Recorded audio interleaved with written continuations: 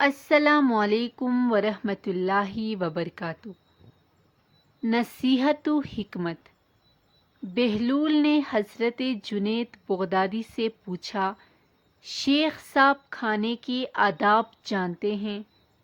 کہنے لگے، بسم اللہ کہنا، اپنے سامنے سے کھانا، لقمہ چھوٹا لینا، سیدھے ہاتھ سے کھانا، خوب چبا کر کھانا، دوسرے کے لقمے پر نظر نہ کرنا، اللہ کا ذکر کرنا، الحمدللہ کہنا، اول و آخر ہاتھ دھونا۔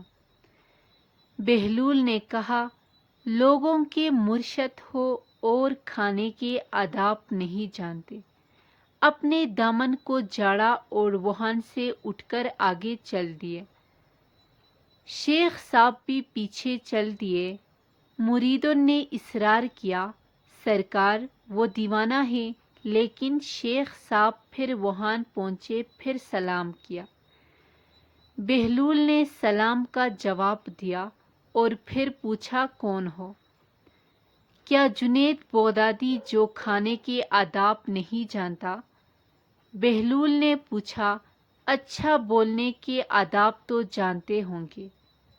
جی الحمدللہ۔ متکلم مخاطب کے مطابق بولے، بے موقع، بے محل اور بے حساب نہ بولے، ظاہر و باطن کا خیال رکھے۔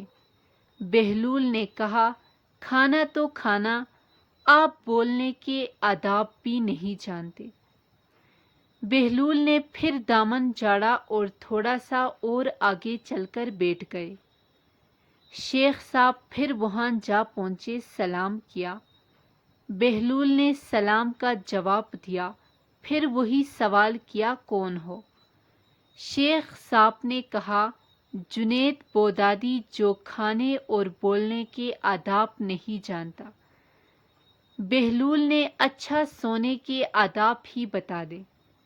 کہا، نماز عشاء کے بعد ذکر و تسبیح، سورہ اور وہ سارے آداب بتا دیے جو روایت میں ذکر ہوئے ہیں۔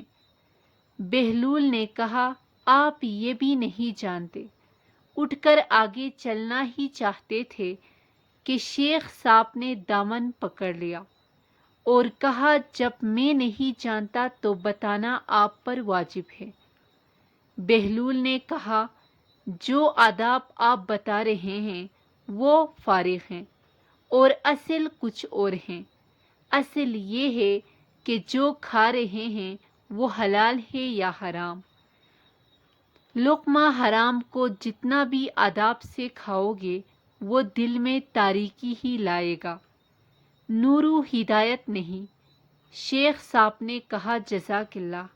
بہلول نے کہا، کلام میں اصل یہ ہے کہ جو بولو اللہ کی رضا و خوشنودی کے لیے بولو۔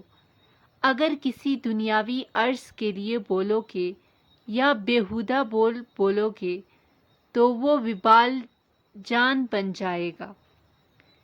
سونے میں اصل یہ ہے کہ دیکھو دل میں کسی مومن یا مسلمان کا بغض لے کر یا حسد و کینہ لے کر تو نہیں سو رہے، دنیا کی محبت، مال کی فکر میں تو نہیں سو رہے، کسی کا حق گردن پر لے کے تو نہیں سو رہے۔